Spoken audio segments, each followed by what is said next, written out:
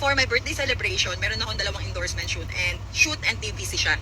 So the whole time talagang nakangiti ako. Sobrang ngitik. Ha ha! Ganun. So ngayon nagkaroon ng maga yung muscle ko sa sobrang smile ko. As in dito na maga siya. Tapos hindi ako makalunok ng maayos. Sobrang sama ng pakiramdam ko. Siguro 3 days before celebration.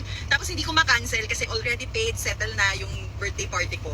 And ang dami nag-comment sa videos ko, ang daming articles na nagdimbabalo daw ako, nagmaba daw yung baba ko. So ginagawa ko tong video na to just to share kung bakit nga ba ganun yung itsura ko that time. So kaya ganun ang itsura ko that time.